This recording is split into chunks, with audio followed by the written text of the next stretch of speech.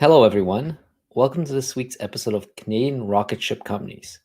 I'm your host, Alex Norman, and this week I will be joined by the amazing Roger Kirkness, co-founder of Convictional. TechTO has spent the last 7 years telling stories of Canadian founders and Canadian startups. And this month, we just released our inaugural Canadian Rocketship List. The Canadian Rocketships are companies you should join if you want to accelerate your career. The list was put together by surveying VCs and angels and asking, which company would you recommend to your friends that's not in your portfolio that someone should join to get ahead in the Canadian tech ecosystem? So what we're going to do over the next several weeks, starting today, is to interview the founders of these companies to give you more insight on who they are, what the companies do, and why you should join them. And if you enjoyed this, you should listen to additional episodes or become a TechTO member by going to techto.org and checking out what we have to offer and how you can involve the Canadian ecosystem. But let's get started today. Let's welcome Roger. Roger, can you join us on stage? Alex. Hey, Roger, how are you doing? Things are good. Always interesting. Would love to get into quickly 30 seconds background of what you did prior to founding Convictional. Sure. Long story. So I was not very good at high school, and I ended up using the co-op credits that you can do to beg an internship at the head office of this retailer called GNC. And I worked there unpaid, and then I convinced them to pay me minimum wage, and then just learned about business that way. But eventually ended up starting and running their Canadian e-commerce business. And so got exposed to software and e-commerce together, and ultimately really liked that aspect of the job more than really anything else I was touching. Eventually tried to start my own business, left my job with only 5 months of cash, ran out of money at a certain point. Around then realized that I could apply what I was doing at Shopify. Was recruited to help them work on an early kind of B2B effort. Spent some time there learning about what it looks like when it's actually working well and growing quickly. And so I've kind of seen different tech and non-tech industries, and ultimately spent over 10 years now working full-time in different roles, kind of all converging on what Convictional does, which I think is probably why I stuck to this one for so long. So I love how your background, loved how you took an unconventional path to start Convictional, and it sounded like you have deep expertise into knowing what to launch. So tell us what Convictional does. Yeah, so essentially, if you walk into a retail store like Walmart, there's hundreds of thousands of different products on the shelf. Somehow those products have to get there. Either a human or a computer system has to decide where they should be, what should be ordered. And that's been done traditionally through this pre-internet technology called EDI, which has existed since the 50s. It was kind of standardized as a way to share information about the airline supply chain. So if you build planes, there's lots of stuff that goes into those planes. And so they created EDI, and now it's used for everything. It's wire transfers is EDI, insurance claims, all kinds of stuff. But in particular, how retailers exchange information with their suppliers. So how those products get on Walmart's shelf, you can imagine at a certain scale, it's really hard to have people sort of calling up each supplier and saying, hey, I need more of these. So today that often happens through software, but it's communicated through this kind of pre-internet EDI technology that's really painful to get set up and use.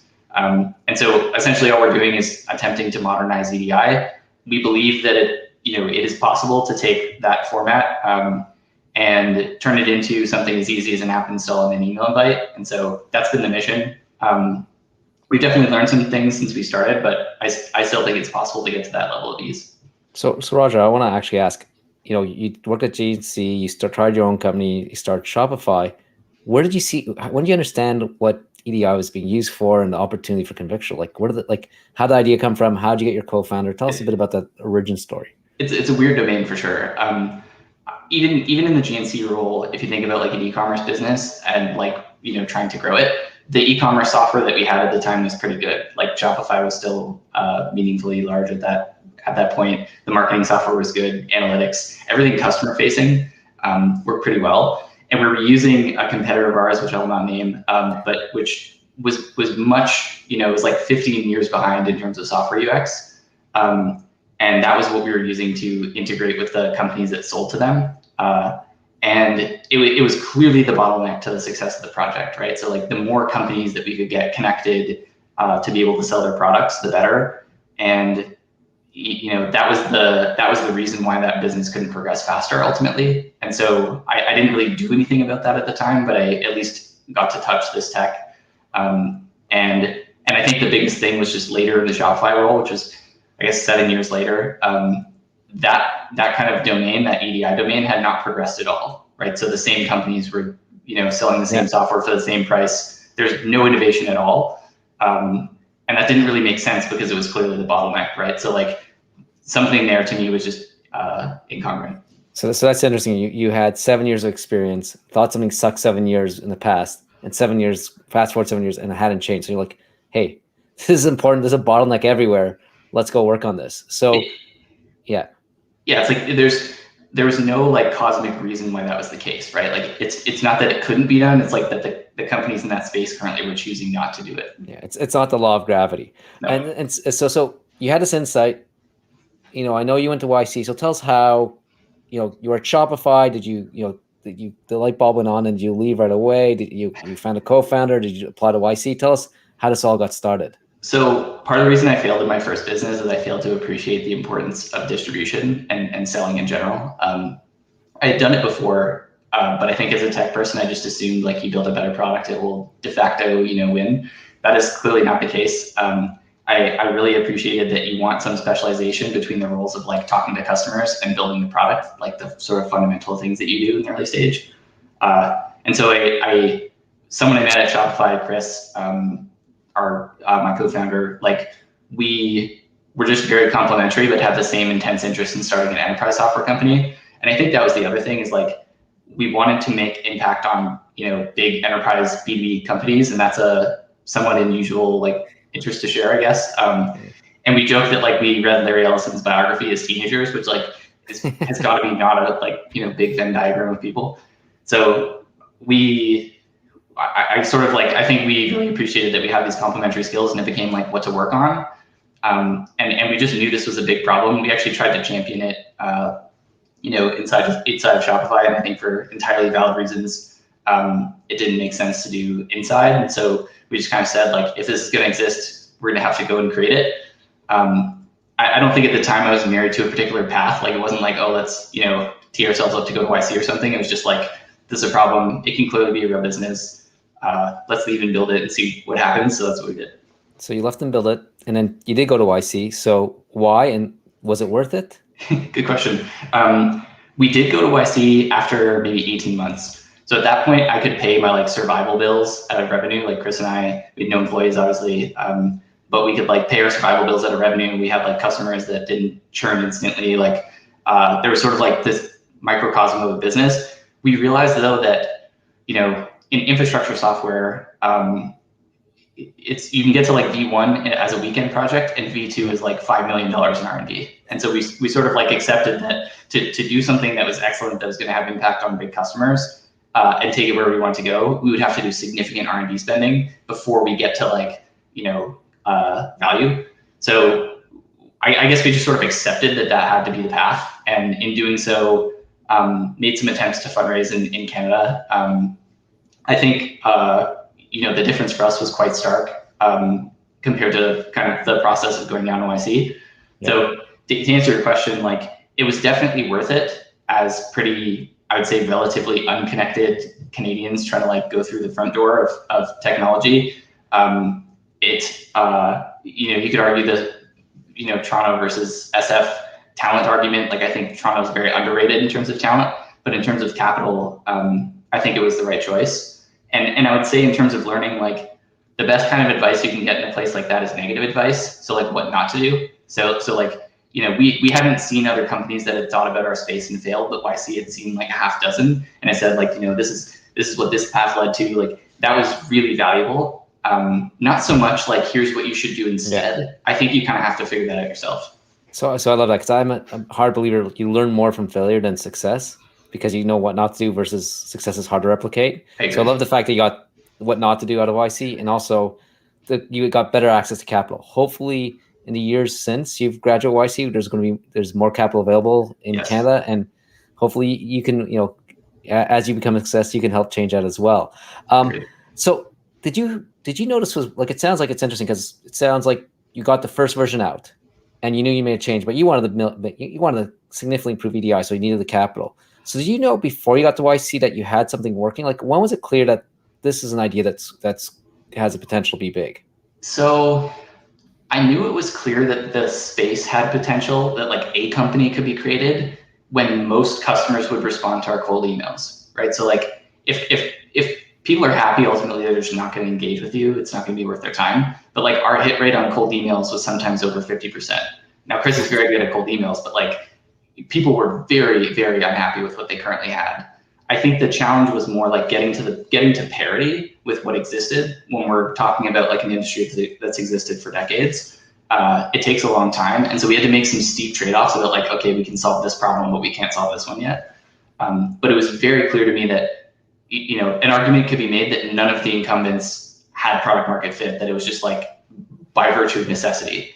I think the other thing I would say is that people were willing to pay us. So like, you have some domains and entirely valid. People are really excited about it. There's enthusiasm, there's passion for it, but willingness to pay is like harder to crack. In our domain, it wasn't like that. There was a budget. They took it seriously. They knew they'd have to pay for it.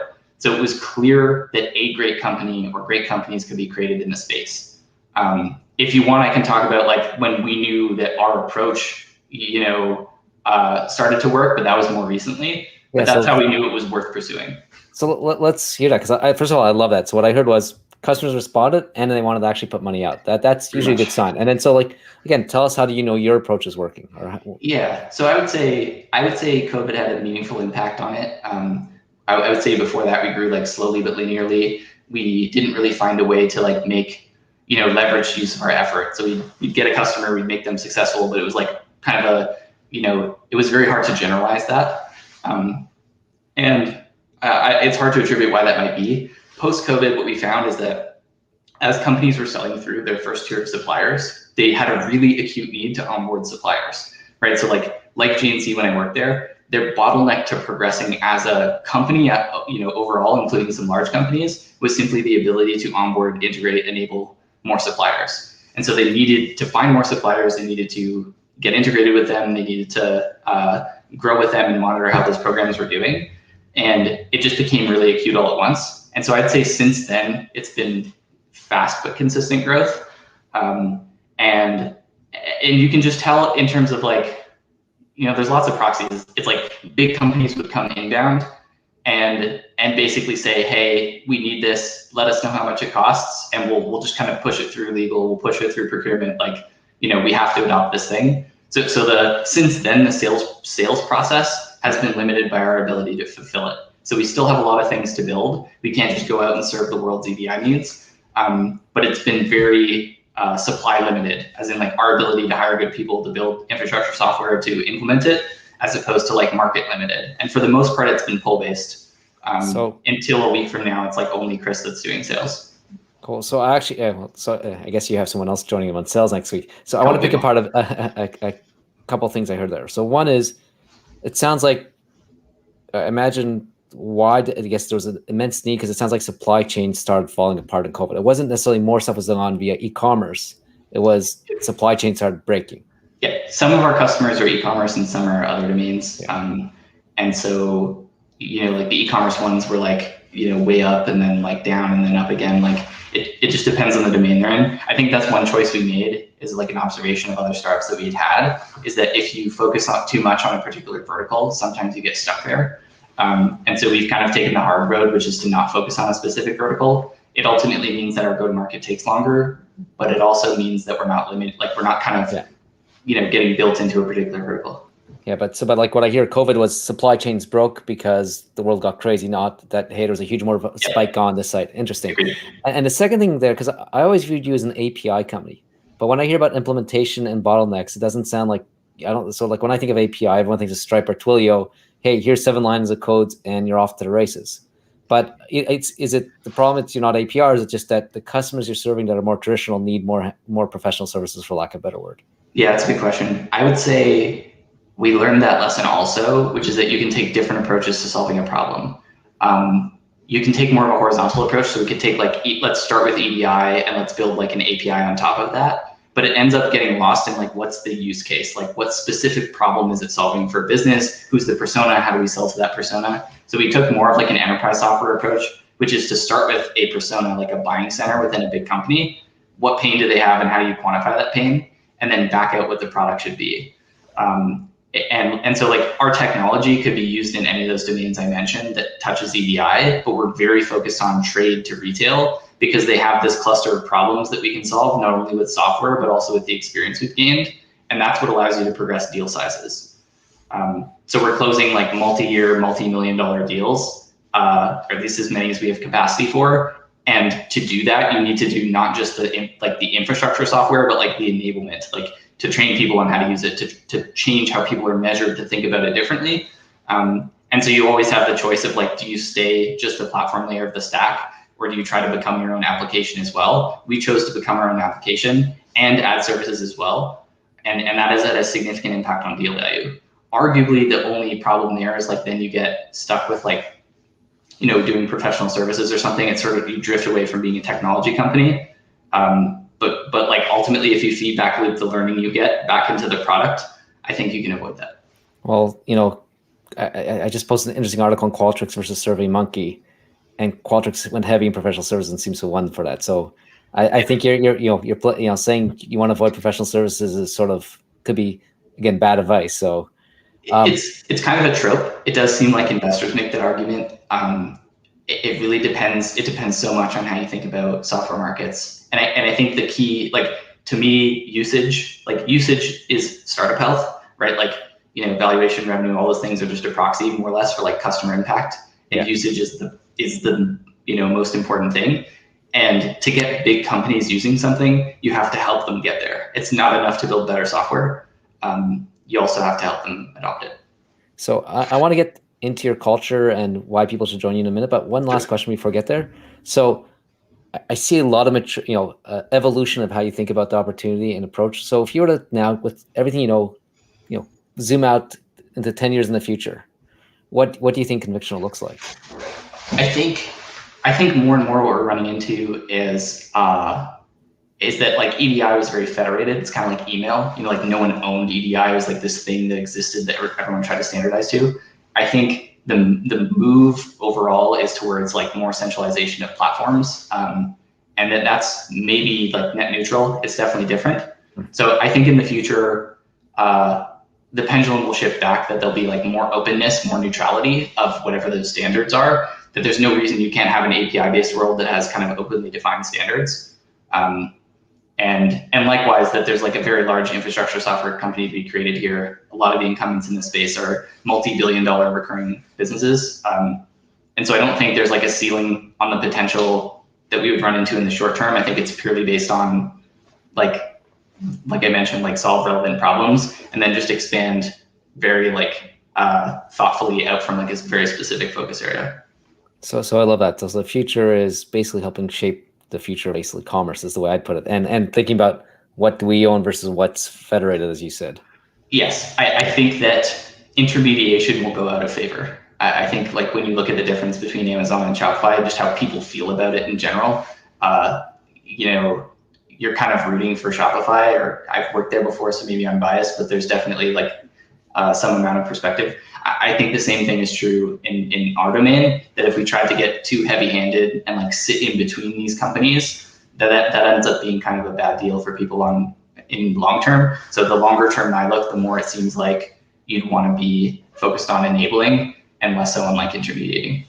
So I love that. So now let's get to why someone should join Convictional. So give me your first, let's just even start there. What's like your 20-second pitch why should someone join your team?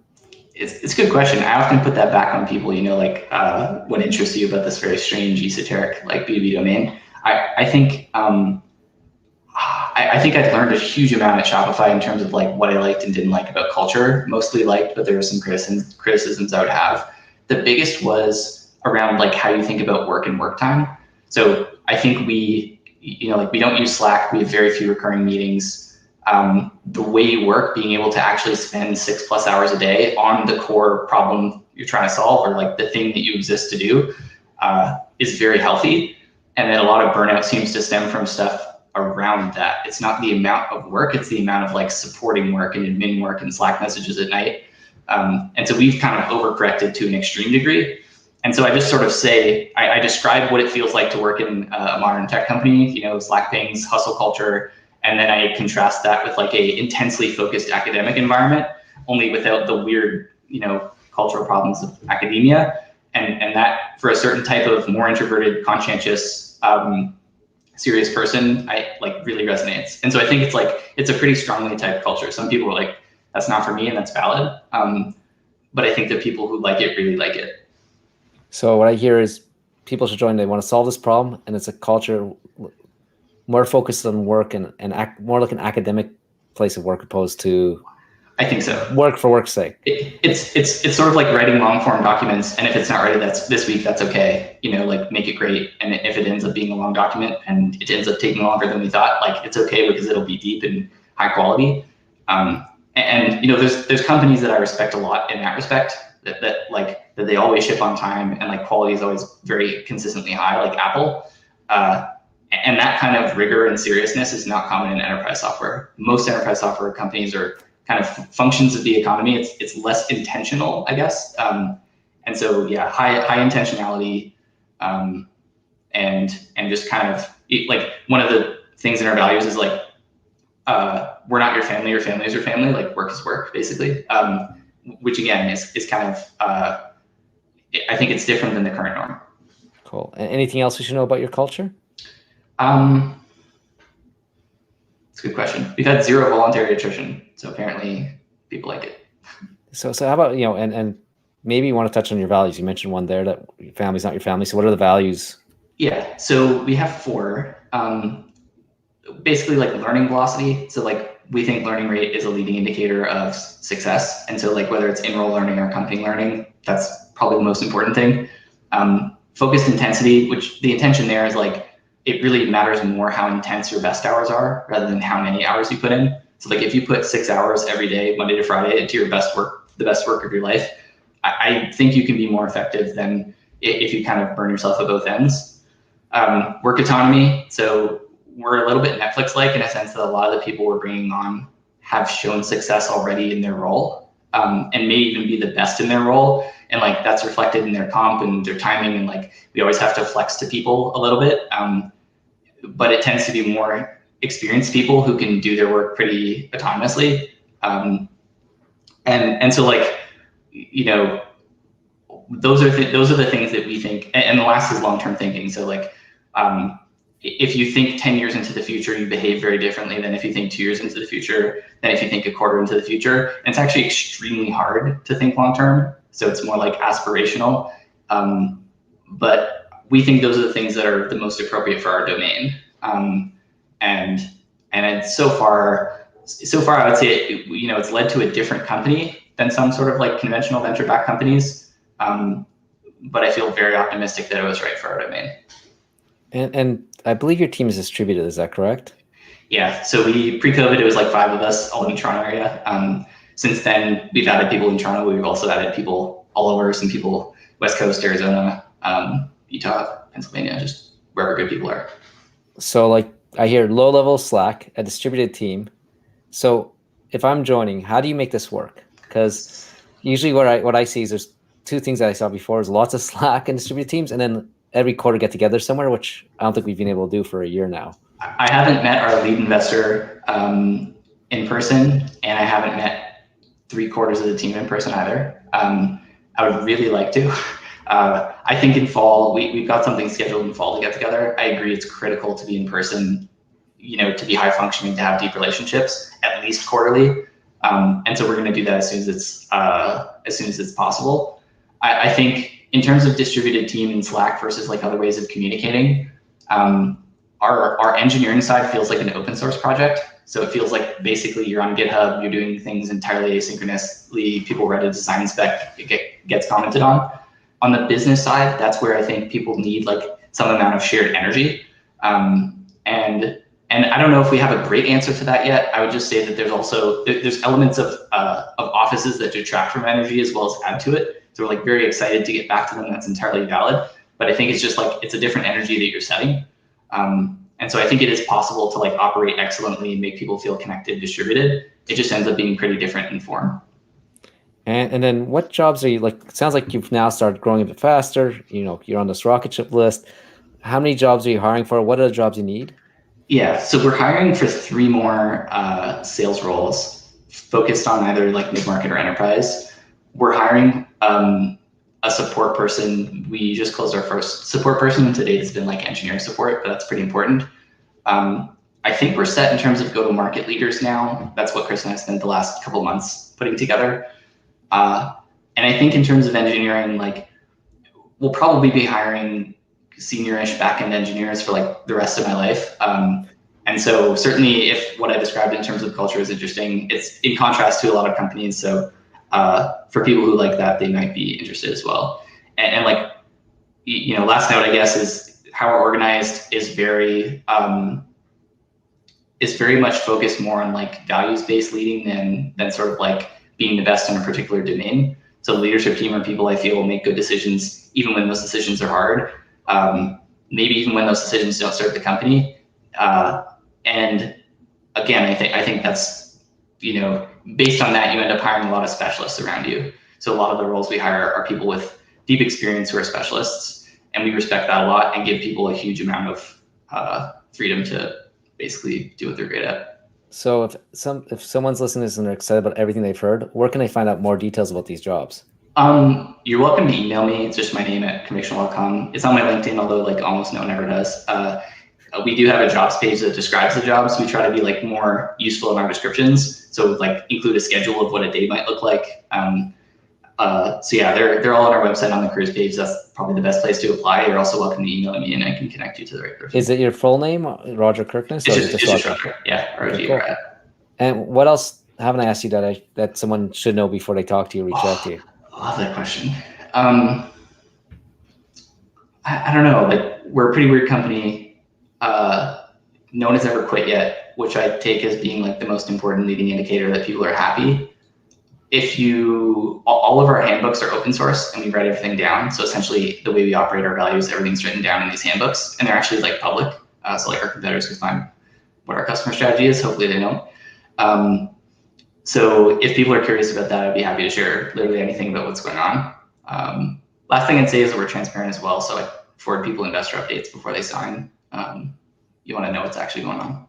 Cool. Maybe we'll put some of the handbooks in the show notes too. This is amazing. I love what you're building. I'm actually a bit of an EDI geek, and I would be glad to see it go away. So Roger, thanks so much for joining us. I'm glad you guys made a rocket ship, and I'm looking for you to having an impact on this ecosystem for the next 10, 20 years. Awesome. Thanks so much, Roger. Talk soon. Thanks. If you enjoyed hearing from Roger, next week we're going to have Jennifer Arnold from Minerva AI, and we'll have other great companies every week. So be sure to subscribe to the podcast. Be sure to subscribe to the TechTO newsletter. And because in the newsletter, we provide 3 days a week of shared profiles of Canadian companies, of people in the ecosystem. We have update on the news that you need to know. So it's a no-brainer. Get onto that TechTO newsletter. And if you haven't already, be sure to follow us on Spotify or wherever you listen to podcasts. See you next week.